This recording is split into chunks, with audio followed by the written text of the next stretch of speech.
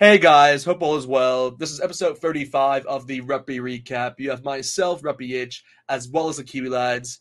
How you, man? We have a big weekend ahead of us, so just how you kind of getting into this? There's too much rugby on, Tim. There's Yeah. so many games. Super Rugby starting, Six Nations coming back. There's also the Vancouver Sevens. Sleep is optional this weekend. And also, my cousin's got a wedding, so I have to go to that as well. Right in Oh the middle of the gosh. opening round of Super Rugby. She's going to be busy. The Like, the weekend, not my cousin. Well, it's a wedding, yeah, not sorry. Yeah, I'll just. Well, how are you, Tim? a bit of both, a bit of both. But no, but I can definitely see you just by the way. Like I can just imagine you like at the wedding, like you're like when the bride is like walking down the aisle, you're just gonna have to be on your phone, just watching Super Mhm. Rugby. Like, oh, great try. I can just imagine that. That's just a thing I can see you doing. But yeah, no.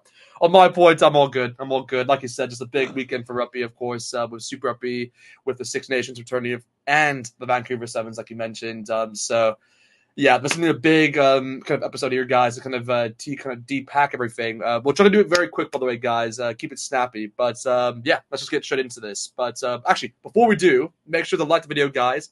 Definitely like the video, subscribe to our channel, guys, and leave a comment below letting us know just what your thoughts about every competition with the Super Rugby Six Nations as well as the Vancouver Sevens and the one player that we'll talk about, Dupont. We can just say it. It's Dupont. So we're going to talk a lot about him. So just let us know your thoughts in the comments below. But yeah, let's just crack on to this. So Super Rugby. Super Rugby Pacific is now back for the 2024 season.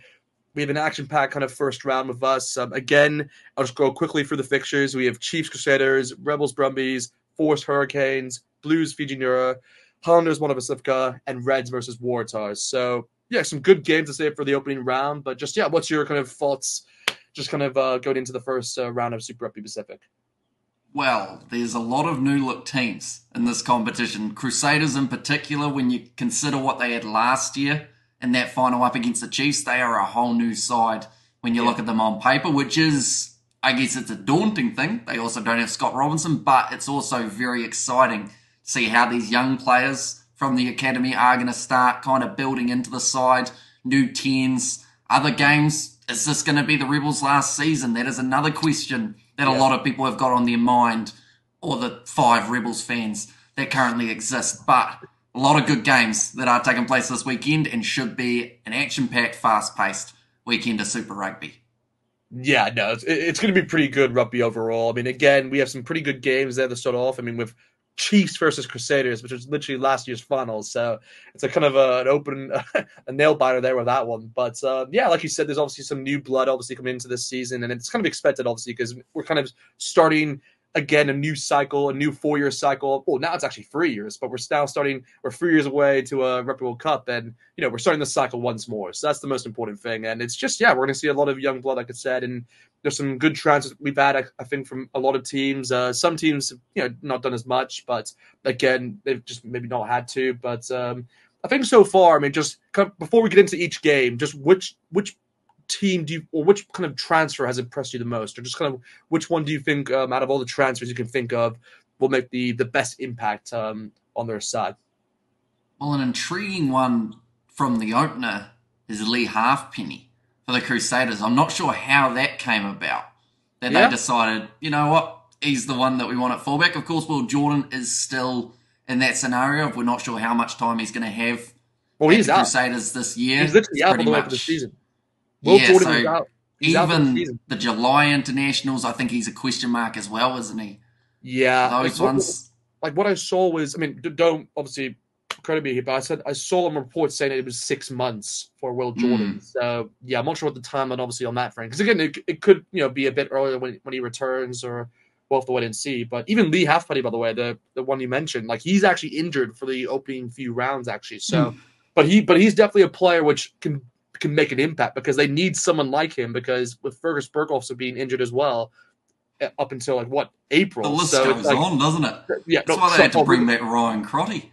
you should see the Crusaders list, by the way. They don't have Will Jordan. They don't have so those are just players for the opening round they don't have, okay?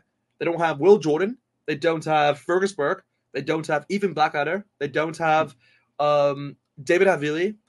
They don't have Cody Taylor. Um, who else?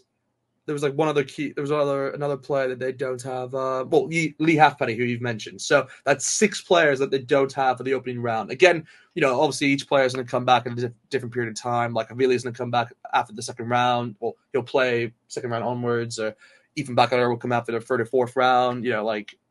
Everyone has a timeline, but yeah, for the opening round, Crusaders are definitely limited in terms of their options. But hey, they got some exciting signings in there with Levi Mu obviously coming from the Mono Pacifica. But from my perspective, though, just in terms of ones to watch, in just terms of the best transfer, I think the one I'm looking forward to most actually seeing is Tabata Nawai actually he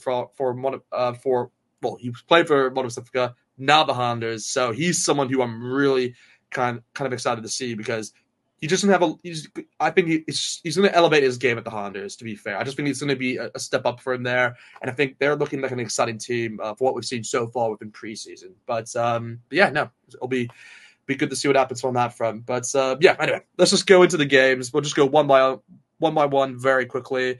Starting off with the Chiefs versus Crusaders, kind of what's your thoughts on that, and kind of who's your kind of want-to-watch player in that game? Well, it's an interesting game, isn't it? Because normally when the sides go head-to-head, the Crusaders are considered as the side with the edge, whereas this season, looking at the lineups, it's going to be a bold statement, but I don't see anything other than a Chiefs victory here in this contest. I just feel like their squad overall, the benefit that they've got is they haven't had to make a huge amount of changes due to injury. It's still relatively similar to what we saw last year, having D-Mac at the helm at 10, rather than the youngster Raives Reihana there for the Crusaders. That's not to say the Crusaders won't make this a dogfight, because they know exactly how to beat the Chiefs. It's just whether or not the players that they've got there on the field are going to be able to do so. Definitely with it being an away game as well. Yeah. Then saying that, where was the Super Rugby final? Right there, smack bang. And I almost said Waikato, but then I changed it to Hamilton. They're the same thing. But I'll do that again in Waikato. Now people won't know why there was a random cut, but I tried to say both at the same time, for anyone wondering. But it's going to be a great game, and I honestly feel like in terms of key players, it's got to be the battle of those 10s. But I'm going to say Damien McKenzie, even though he seems like the obvious pick in this scenario. I think that he's really going to have to step up, and if he can do so, he can put this Crusaders backline under pressure.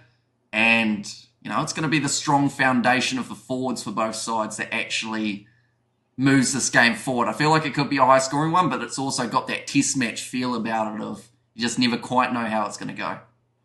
Yeah, no, it's going to be a good game overall. I mean, again, these two are like kind of the giants, you could say, of the game so far in terms of kind of the clashes they've had over the years, and obviously last year's finals. So it's going to be a good game at the end of the day. Again, it's the opening round, and even like with the Crusaders, yes, they obviously don't have the players available from I guess key positions, but they do actually have the return of some players who were injured from the previous season, like George Bauer or like Sever Reese, who didn't get a lot of, like, they were injured for large parts of last season. So it'd be kind of good to see them in the squad once again. But yeah, no, I'm kind of favoring with you in that I think the Chiefs will also win this one. And I think in terms of one-to-watch player, I'm actually looking at Quinty Paya, actually, because he's a player we really haven't seen, I think, for a space of 2 years. I mean, I talked about him within my channel, but I mean, the last time we saw him actually play was in the Bledisloe, and he got his injury, I believe, from Darcy Swine actually in the Bledisloe. So it's one of those where it's a long time ago to actually think about that. But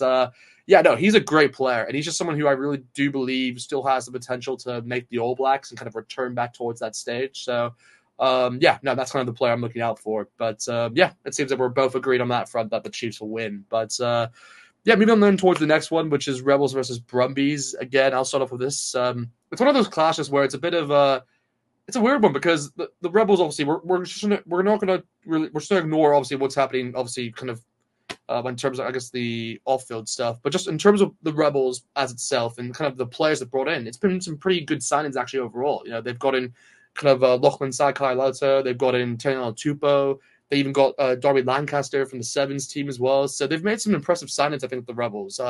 But again, you have to look at the Brumbies, and they just have stability. They just have stability and balance throughout their whole squad.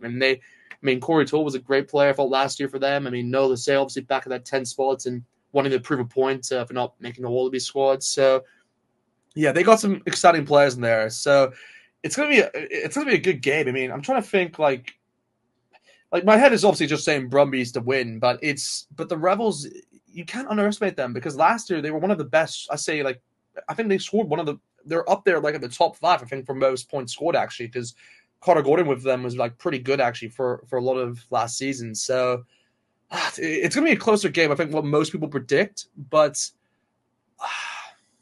I don't know. My head is actually saying the Rebels could win this.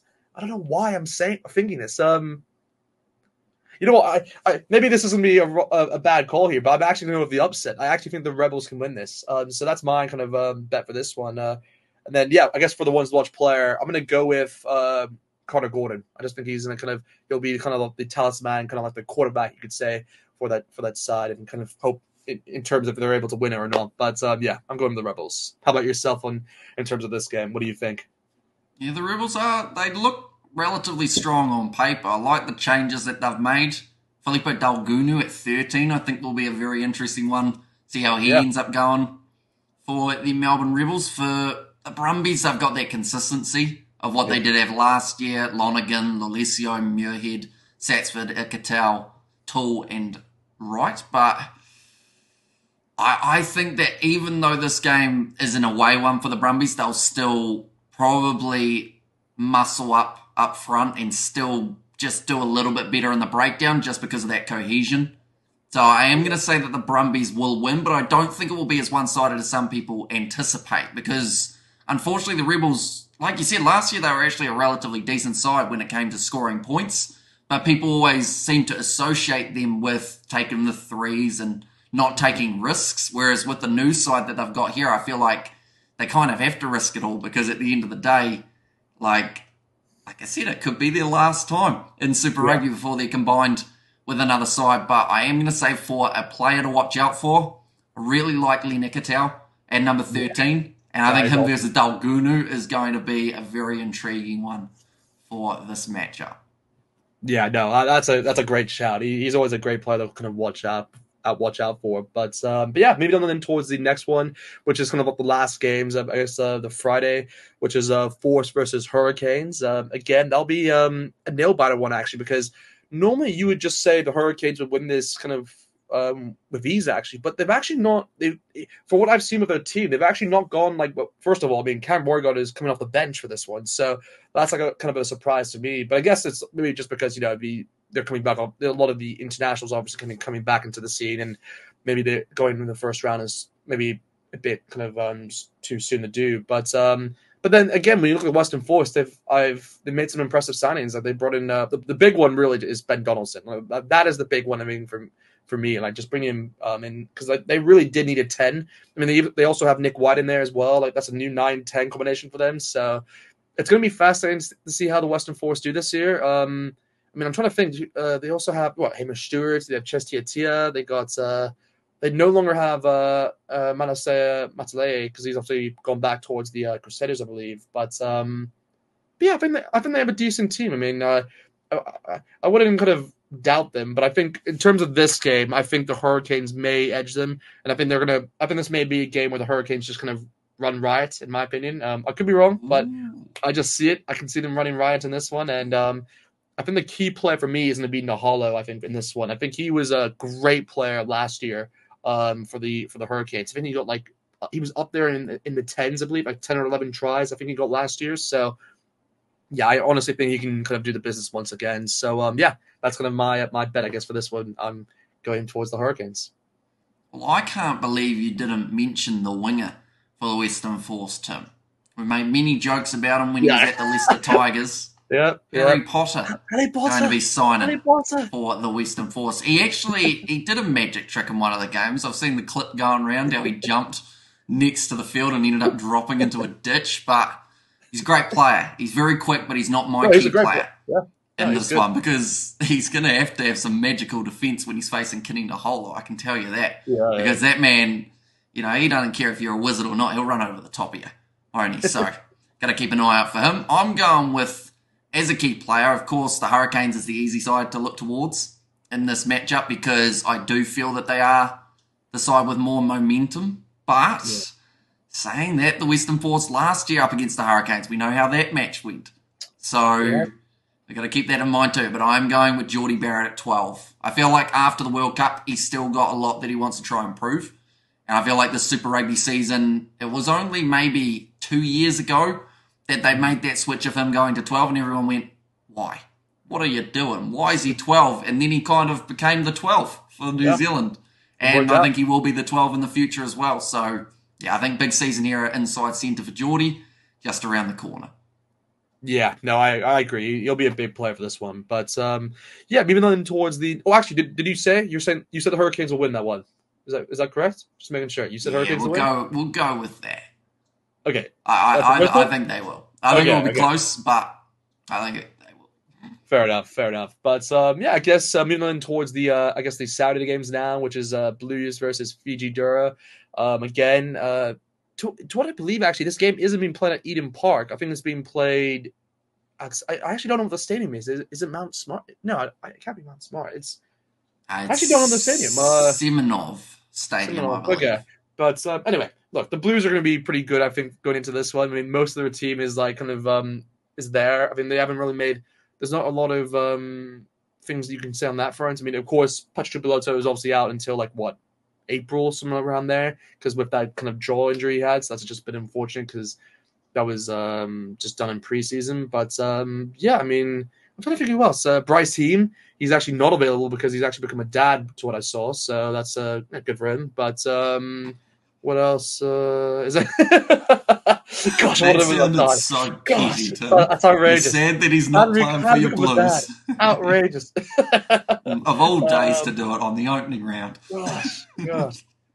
There's another player missing. Kiriwani also not available. That's it, yeah. Akira, he's also not available, yeah. But yeah, I think like just besides that, Blues are going to this with kind of the same team. Stephen Prefet's obviously leading the front there.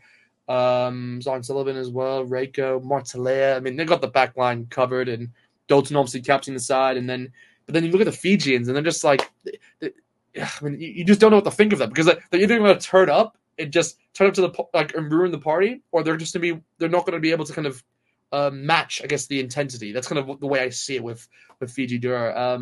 Again, I mean, I'm looking at Masi as kind of a player, kind of looking out for in this game because he's always an exciting player. I thought for the Fijians last year, but I think the Blues are going to win this, so I kind of got to edge. I got to say a Blues player in terms of my ones to watch. So I'm going to probably go with Stephen Perfetta. I just think because he now has the 10 jersey. You know, it's literally his for the whole season. So I just think he's going to take advantage of it. And in the opening round, he just got to grasp it really. So yeah, he's my kind of once watch player for that game. But yeah, what about yourself then? Oh, like you mentioned, the Fijian draw, they're a bit of an unknown for this matchup. Definitely that backline because they have got a new 10, they've got a new 14, and they've got a new 15. So we're either going to see some young next generation or next season Vinaya Habosis being formed in that backline because that's the beauty of this Fijian draw side. You see names that you've never seen before, and then you never forget those names because of the impact that they've had for the Fijian draw. I really want to see Caleb Muntz back eventually, though, for that number 10 jersey. I feel like he was so unlucky that Rugby World Cup. The fact that he got injured just beforehand was going to be a massive game changer for the Fijians. But I'm going with a Blues player, and I feel like we haven't quite shown enough love to the forwards yet throughout these key player selecting parts. So I'm going to go with Dalton Papali'i, the Blues captain, number 7. Over the ball in the breakdown, I feel like he can really put the pressure on Tanakai Vata, Dirialangi, and also I believe it is Wanga, who's going to be there at number 6. So I think that Dalton Papali'i, Anton Segna, and Satutu, all three of those men will have to play a very important role, but I think that Papali'i just seems to like to step up as the captain, because other than him, with the captain side of things, who else have they got as their, I guess, backup captains, if he was to be injured, that is, seeing as you are. I guess you could just put Reiko. You could put Reiko. You could put Eklund if you really wanted to. You could put... Because who did they have last year? They had... I mean, Tui Pilotu always seems to get the nod if he's there, doesn't he? And then they've got the co-captaincy of Bowden Barrett. And Yeah, I'm trying to think. Someone Like, I mean, else last actually, year. I'd probably like for this side, obviously, just because there's not a lot of the experience in it. I'll either go towards Reiko because he's actually playing his 100th test game actually in Super Mm. Rugby, and I think Angus Taubal actually is playing his 50th. So it's And I mean that's Caden another player Clark, if you I wanted to believe. Maybe. you could give it captaincy there too. But yeah, no, it'll be a good matchup no matter what. But anyway, we're moving on towards the second to last game here, which is Highlanders versus Moda Pacifica. Again, kind of what's your thoughts on this one in terms of this game? Well, Moana Pacifica, they struggled last year, but then saying that, their best players now this year have been taken by other teams. So it's a little bit of a tricky scenario for them. They've lost Tavatava Nawai. They've lost Levi Amua. They've brought in a bus, though, which could be an interesting choice. And Julian Savia out on the wing. It's going to be a repeating factor, I think, for the Moana Pacifica side, as well as the Fijian draw, that for Moana Pacifica, I believe it's going to be other New Zealand teams that end up taking their players, whereas the Fijian draw, it's French teams that normally end up taking the players from them. But yeah, I really hope that they can find some sort of cohesion early on in the season, because there were times, I'll be honest, I felt they should have won games last year. They were so close. Like winning or losing, sorry, to the Fijian draw, what was it, like 44 to 42 or something like that? There were so many moments where it seemed like it's going to be their time, and then every time it just slipped away. I think there was also one against the Crusaders as well. They actually could have won, if I'm not mistaken, at home. But yeah, you're right. They've always been kind of on the cusp of things. But I guess just in terms of that game, kind of who's your one-to-watch player then? I would say that I'm not going to go with Tavatava Nawai because, of course, I feel like that's who you'll end up going with for the Highlanders. Maybe. You never know. I am going to go with... I'm going to show some more love to the forwards. Paddy Parkinson, I think, might actually be a handy player for the Highlanders throughout this game. And I feel like he's now in that position of, with the older All Blacks players starting to make way a little bit, they're going to need another lock eventually. And he was kind of on the cusp. He was doing well for the Māori All Blacks and the New Zealand XV. It seemed like he was almost the next guy, but didn't quite step up to the plate in those contests. So, yeah, Paddy Parkinson, big season for him, and perhaps a call-up for the ABs in the future. Yeah, no, I think that'll be a key position actually in terms of unlockings, just because they actually even brought in Mitchell Dunshea, if I'm not mistaken, as well from the Crusaders. So that'll be kind of a nice combination there that the Highlanders will have in terms of core. But actually, I'm not even sure you said, but did you say Highlanders or Moana Pacifica the win for that game? I think the Highlanders. Highlanders? Okay, just gonna make sure. But yeah, I think I'm also leaning towards Highlanders as well for this one. I think this is another one of those games where I think it will be a whitewash. In all honesty, I think it's gonna be. I hate to say it, but I just think it's one of those like where the Highlanders have just impressed me so much from what I've seen, and I think I don't know I'm not supposed to do it, but I'm gonna mention two players for this team because I think they just have so many good players. Actually, looking forward to watch. One has to be Flau Vakatava, just because he really now has a 9 jersey under his belt. And yeah, with Aaron Smith gone, he can just literally just take on it. And yeah, kind of just made that 9 jersey his own. But I guess the other one, I mean, I was actually thinking of Tabata Nawai, but now that I think about it, another player I do want to mention is Sam Gilbert. So, because he was very impressive, I thought. Very underrated player, I thought, for the Highlanders last year. And kind of went under the radar for out of players that kind of stood out last year. But yeah, no, it'll be good to see what they can kind of come up with this year and kind of muster. But yeah, the Highlanders is definitely the team I'm going for in that one. But yeah, to kind of finish it off, well, it's the derby here in terms of with the Aussies with Reds versus Waratahs. That's the New South Wales Queensland derby there. I mean, that's gonna be a good matchup. I think that's probably the best one out of the bunch, I'd say, in terms of the one I'm looking forward to out of all games, because this is one where for me I've always enjoyed watching this one because it's been such good. There's always been such good games, and the intensity is always there between these two. In terms of the Australian teams, so I always love it. I always love this game. I mean, I'm looking forward to straight away. I'm looking to see Harry Wilson, kind of what he'll be able to do in this side, because he's a player again similar towards who did I mention before? Was it Rebels or Western Force? I forgot the player I mentioned, but anyway. This player obviously hasn't made the Wallabies and he kind of missed out.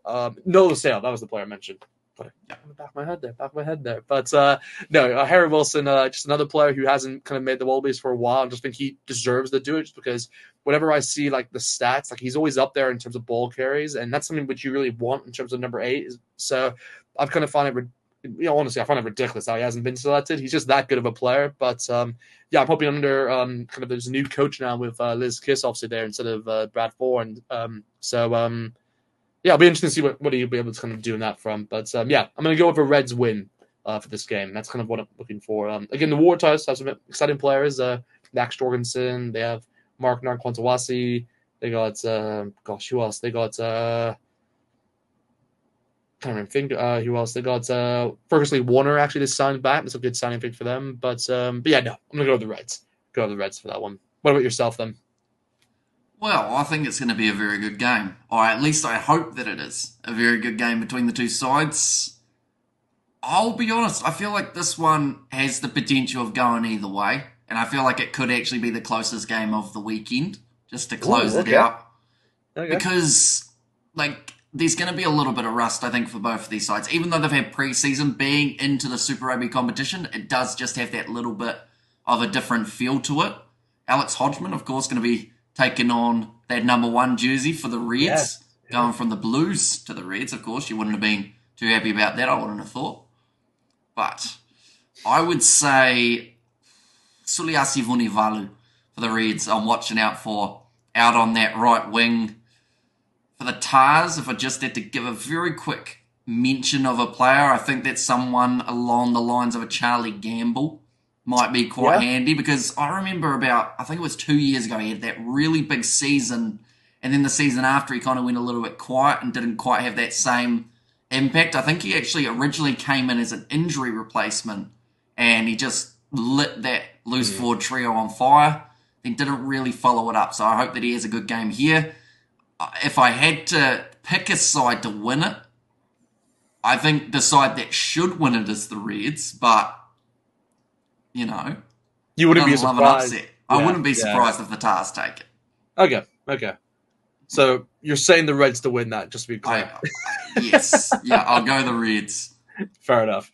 Just. But the reason, by the way, I'm asking this is just because I think what we'll do, just for you guys watching, I think what we'll do is just after every kind of the review, which we'll do, because we're going to do reviews, by the way, for Super Rugby going forwards, guys. But on the review ones, we're going to look back at these predictions, and we'll give each other like a point if we get the kind of like, if we correct the kind of winner of each game. So we'll look back at this now, and obviously just kind of we'll tally that up across the season. But yeah, no. Disclaimer: that's the first time I've heard of this. Hey, so. we're gonna make this fun and interesting, guys. And you, by the way, you guys join along. Like, if you want to put in the comments below, kind of your Super Rugby things in terms of your winners, that'd be kind of cool to see. But yeah, no, that's really it now with Super Rugby. Like, we got all of that. That's kind of crazy to think we've gone through all those games now. But yeah, we're now moving on into the Six Nations, which is now returning round for the Six Nations.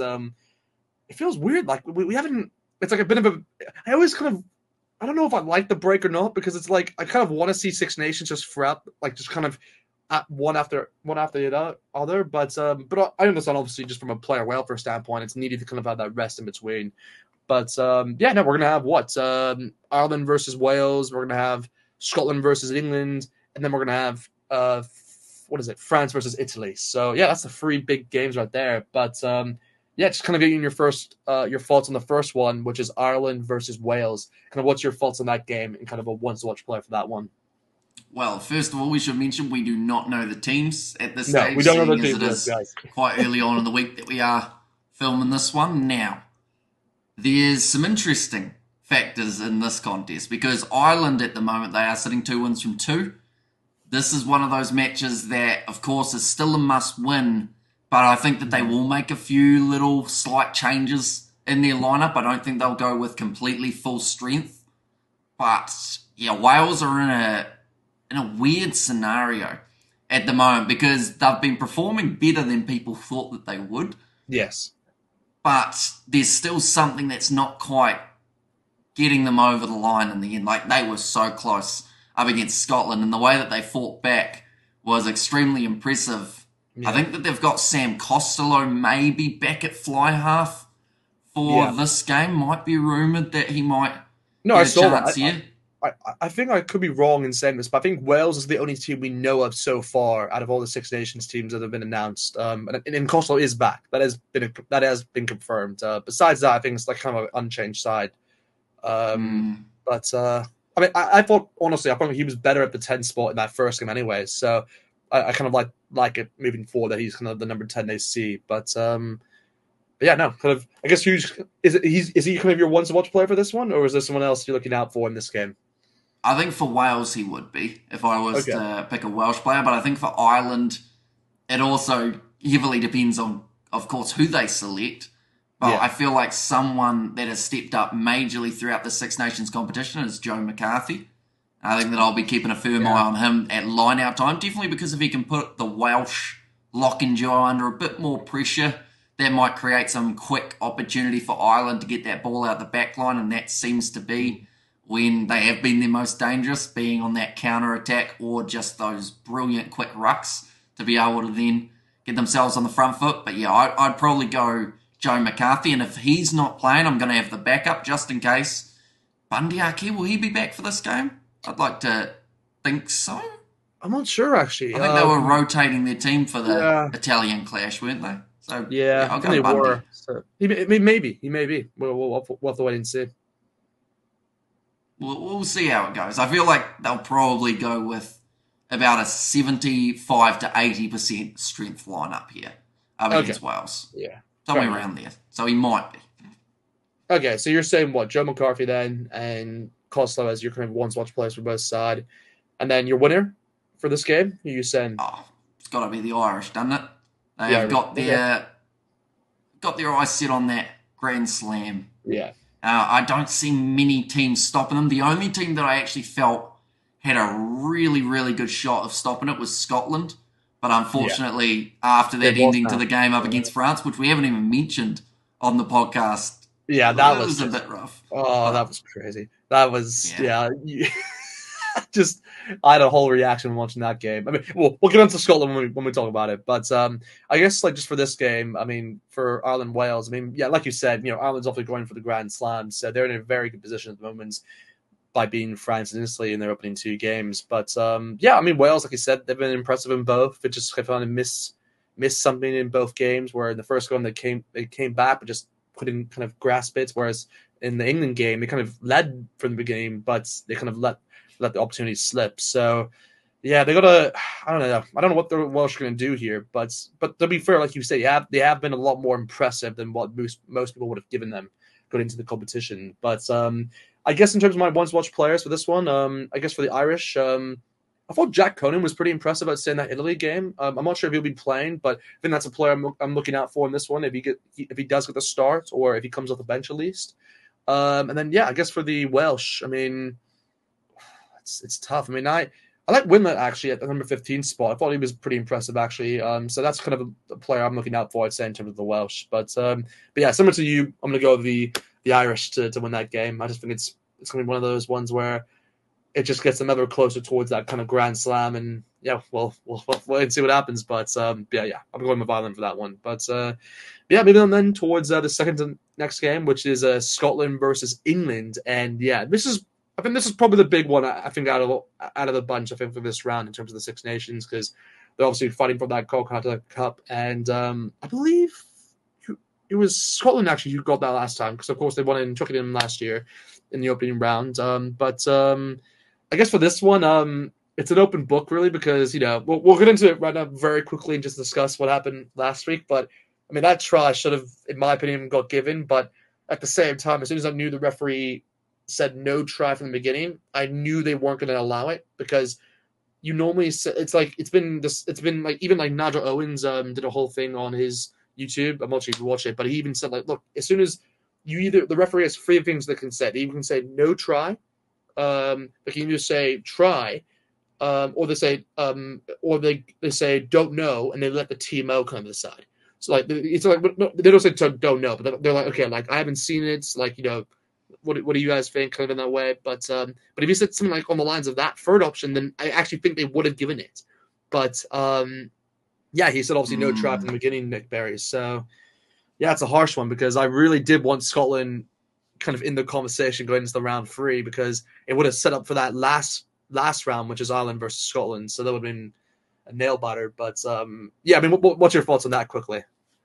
Well, it was more intriguing the fact that Nick Berry was ready to overturn his on-field decision and no try. Yeah, And he actually, yeah, said, it was the right, reverse order, wasn't it? Yeah, yeah. well, it was no try for a start. Then Nick Berry said, okay, I've seen what I need to. I'm going to change it to try. The And team was like, then no, the maybe thing not. that made it just that little bit worse, and there's no accusations being thrown around here, I Yeah, should mention, just the unfortunate coincidence of an Irish TMO as the one who said, hang on, stop, don't do it, Nick. I just need to quickly look at this again. And then, no, we're fine.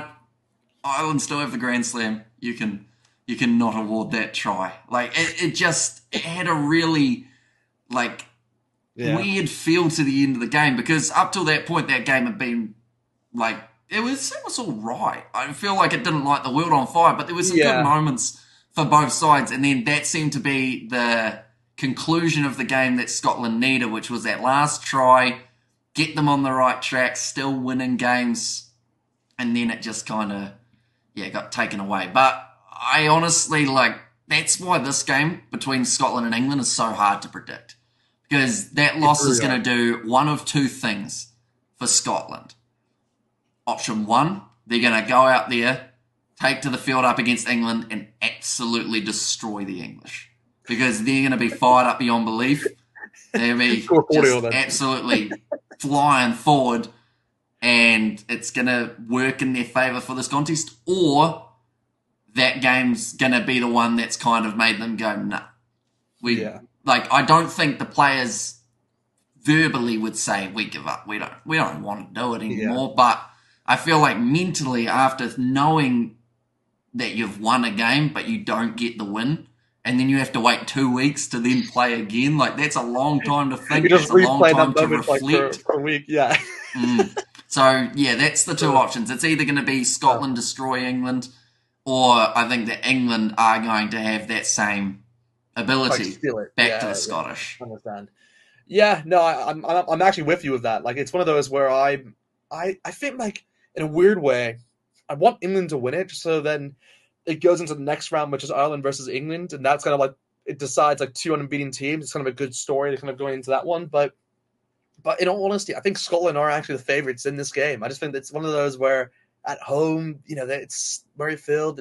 They got the team, the fans are behind them, and yeah, the Ben White try even before him was, by the way, just impressive. Just want to mention that on that previous game, but yeah, I just think they're able to kind of make spaces to what we've seen so far, Scotland, and they've just in England, so what I'm just going back on the Italy game, they really can be let open, can kind of like there's spaces inside the England defense in terms of that back line, and I think Scotland can definitely penetrate that. So I'm looking towards Scotland in this situation here to win it. That may surprise a lot of people, but again, it's a very close margin, by the way, guys. It can go either way.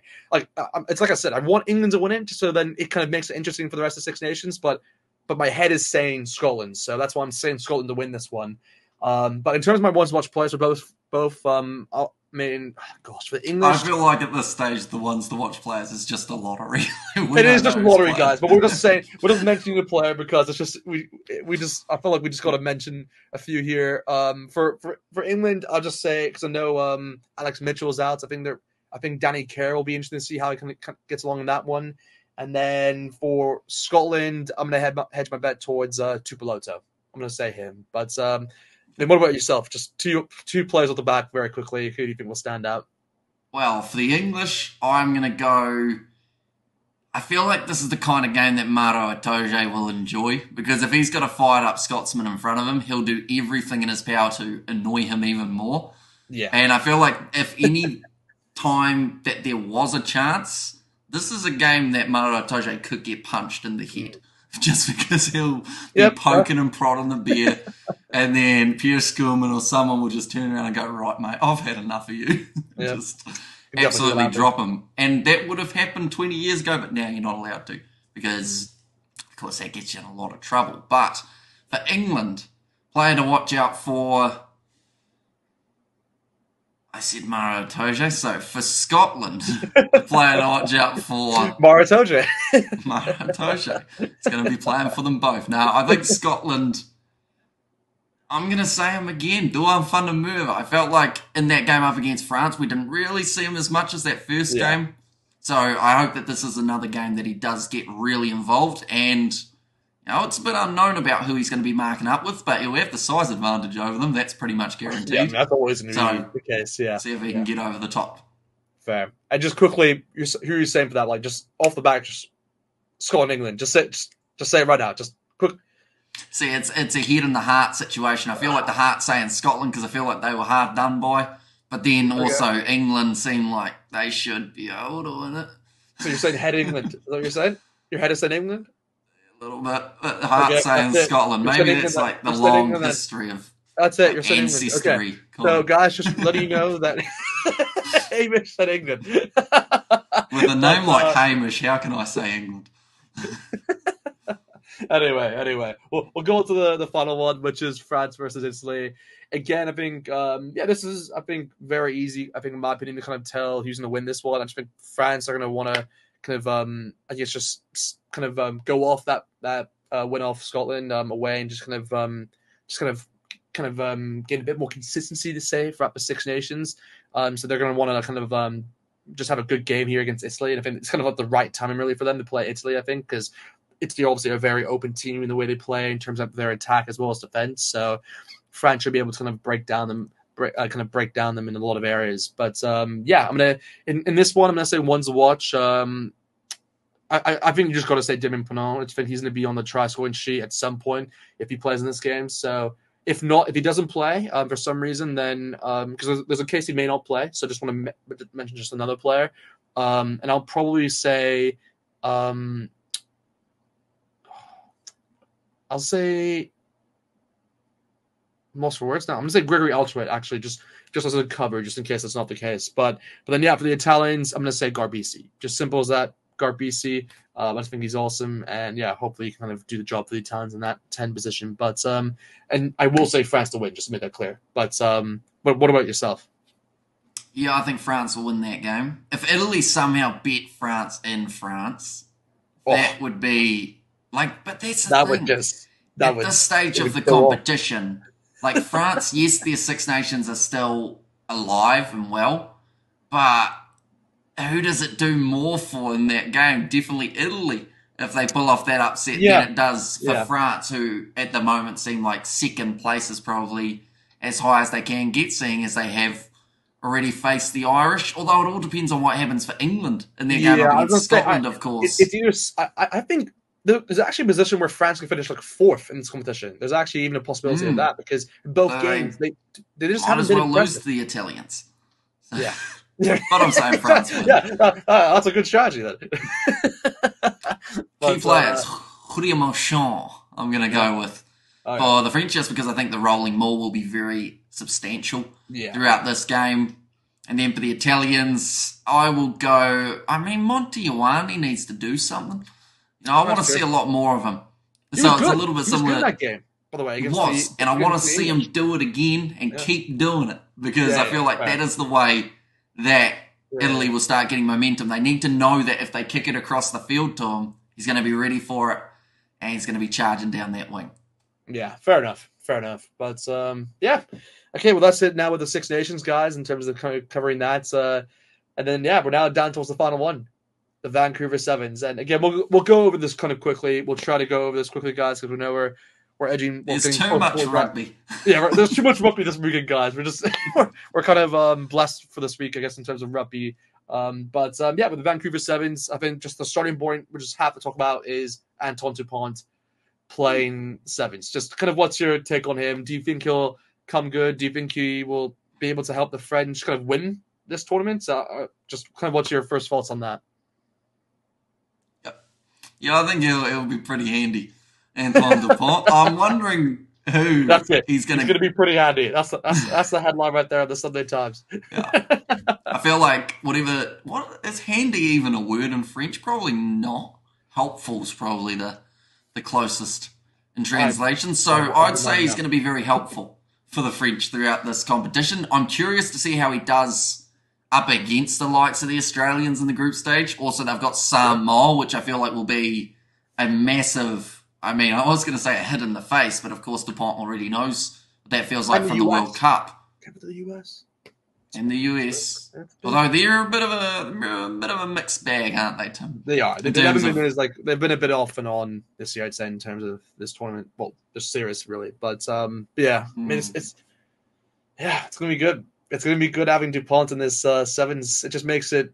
The good thing about this is it just puts more eyes on the competition, which I think is really needed. Because I think sevens is like, in a weird way, it's actually underappreciated. I think sevens actually compared towards the rest of the other competitions. Maybe you guys obviously just think maybe that's a ridiculous statement to say, just because maybe it is rated highly. But I don't think it's one of those where when you look at the other competitions, it just doesn't get the notability or kind of attraction, you could say.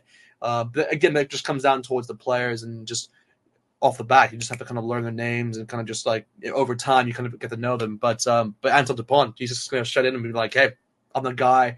I'm gonna take this team, just take the French team and kind of lead them. But yeah. Anyway, with the groups, I mean, look, the groups is pretty like. Again, it's always tough. I mean, with Pool A, it's Argentina, Canada, Fiji, Spain. I mean, that's a pretty tough group in itself. Obviously, with the host there, and that's. What's your thoughts on the group overall? Just tell me quickly, who do you think will win? I guess in terms of the positions for that group. And if, of course, one of the teams in this group will be one of your third-place finishers or not.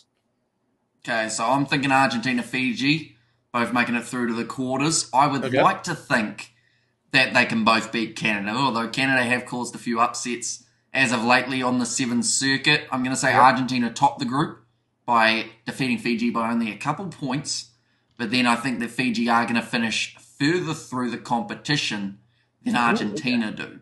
I think that Argentina are getting knocked out in the semis. There you go. That's a bit of a bold statement, but I'm always wrong with my predictions, so I can just say anything at this point. and when it's wrong, people are like, oh yeah, he's just wrong again. Like, there's no consistency. So, yep, Fiji will make it to the final. Argentina, they're going to be playing off for third place. And, yeah, it's either right or it isn't it? No, fair enough. But I guess for myself, I'm kind of going to say, I'm going to probably say the same order. I'm going to say Argentina first, Fiji second, Canada third, Spain fourth. And I'm actually going to say Canada will advance to the next round. I think they'll be one of the teams that do make it. Like you said, I think they'll make the games closer than what most people think. I just think because they're at home as well, it'll be a bit interesting, and I would not be surprised they even get a win, maybe against one of the two. Maybe a shock win, you never know. But I guess we'll move on then towards the next group, which is what is it? Australia, France, Samoa, US. I mean, that's a tough group in itself. I mean, again, we've already discussed DuPont. I mean, I guess for this one, I'm going to probably say, I just don't know. I think France are just going to be. I just have a funny feeling France going to be good to watch. So I'm going to say France to top the group, and then I'm going to say Australia, and then I'll say Samoa, and then I'll say US. So that's kind of the order I'm going in, and I'm saying for this one, they're not going to be a third-place team to advance. Yeah, because I'm looking at the other group. I'm just like, I think there's a better team in the third out of those three. So, I'm going to say not to advance, unfortunately, for Samoa. But what about yourself, then? Well, I'm interested in your predictions, Tim. Because, of course, you backed France to do very well in the last leg of the competition. Did. They let me down a bit, without Dupont. And they did, unfortunately, they didn't really make it too far in the end. Yeah. But you're saying Dupont's going to be that X factor that takes them from missing out to qualifying top, ahead of Australia, who made it to the final twice in a row now. That sounds crazy because Australia made it to the final last time. Yeah, I just need, I guess, answers. Yes, France are going to top the group. That's all you need to know, mate. I'm confident. Okay. Are they going to win? Replay of this. Are they going to win the Vancouver Sevens? It's like, yeah. No, I'm going with France, and I'll say Australia. But so what are you saying? Are you saying what, the reverse? Are you saying Australia? I was stalling, so I was still deciding. Which is why I asked the follow-up. Jeez. But I'm going to go Australia, France, Samoa in that order. And I'm going to say that Samoa make their way through just because it's about time. I really want to Yeah, see them fair make enough. it to the You've always wanted to quarterfinals. make it through. This is their best chance, Yeah, fair enough. because they normally end up in a group with New Zealand or Fiji or both. And now, True. luckily for them, they've got neither, but they've still got Exactly. tough teams in Yeah, there. So, yeah, I'm saying Samoa through in the third place fair quarterfinal. enough. Fair enough. But yeah, I guess in terms of that final group, what's your kind of prediction for that one in terms of the four teams? Who do you think will advance, and do you think that because you said, oh no, you have said so? Yeah, just let me know the three really. Just let me know the three that you think will the order just in terms of that group. I'm going to go no. I'm going to go South Africa, Ireland, New Zealand. Whoa. Which would Okay. actually, yeah, I know. I hesitated because I was thinking about it, and that would mean that Ireland beat New Zealand. But to be honest, the way that Ireland have been playing lately, we've got to remember their last They game. did They in the won last tournament. 24 points to Yeah. 7 Yeah. up against the Fijians. They They've beat the All Blacks as well. Well, not the New Zealand Sevens team in the last tournament in Perth, if I'm not mistaken, as well. So they've got potential. And wait, did they? I thought that they no, they did. may not have. I think they did, didn't they?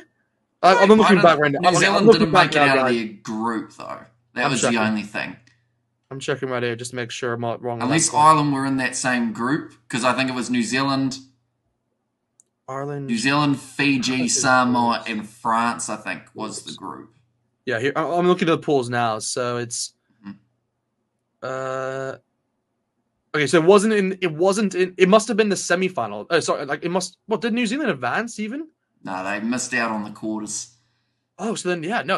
Okay, my mistake. Then they didn't even play. I thought who beat the New Zealand? You beat New Zealand. I think it was like in a previous tournament, and they got like their first win over New Zealand or something like that. Canada, I believe it might have Yeah, been. maybe it was Canada, but okay. So that's your order then: South Africa, Yeah. Ireland, New Zealand. First Yeah, I'm ever gonna win say for the Irish over New yeah. Zealand. That would be, I'm gonna, but I'm trying to think as well. I'm gonna say South Africa. I will say New Zealand to finish second. I think they'll come back in this one, and then I'll say Ireland to finish third. And I, of course, will say that they'll advance through. So that's kind of what I'm going to say. In terms of our top four, do you want to go first, or do you want me to go? I'll let you go. Okay, you need time a bit to think. Damn, what did I time to think as well? Gosh, why did I even suggest it? Well, I got to say the Springboks, as always. Got to back them. So I'm going to say the Boks to advance through. You got to say Argentinians because they're too good. That if you don't say them, it just sounds crazy. So those two are in. Then I'm gonna say I'll say France because I'm gonna back them at least towards that, and then I will say, oh gosh, this is a tough one because it's like I'm looking at the pool, so I just like this is kind of what I'm looking down the moments. It was like there's too many good teams. Like there's like Australia, there's Fiji, there's Ireland, like because France is like the one that you just don't expect, but I just think they'll do something. You know what? I'll actually say Australia. Australia. Australia. I'll say Australia to make it first. So I'm gonna say those four. Okay. Again, obviously we don't know who will face who, but and then I'll say the final. I'll go with a Bok versus. Yeah, I'm gonna say just an easy. Yeah, just keep this simple. Bok versus Argentina, and I will say the Boks will win it. So yeah, that's my prediction. Wow. So predictable. Well, Tim, I have a few differences. Okay, I'm going with Argentina. Yeah, well, I'm going with Fiji. Okay, that's a difference. I am going with, well, they were almost a difference, but you did select them last, Australia. Oh, okay, And okay. I'm going to go with South Africa. So my only difference really is Fiji for France. Fair enough. Okay. And then who you then see going into the final and then winning it? Ooh, it's tricky, isn't it? Because I said that Argentina would lose their semi. So I'm going to say Fiji versus South Africa. Because I'm going to say that Fiji beat Argentina. No, never mind. Wait, no, it could happen. I don't know how the pools will work. We don't know. Again, We don't know the order. This is the third place ones. Yeah, we don't know. I won't go that specific. I'll just say Fiji versus South Africa and tell you what, the Fijians are winning it.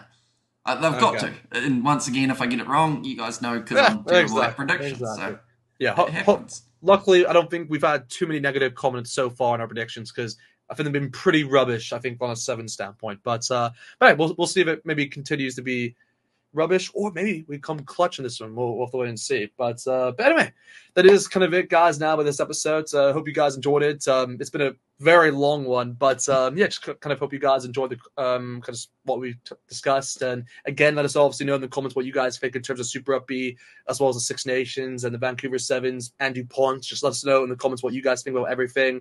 Like the video, guys. Subscribe to our channel. And yeah, we'll see you guys next time.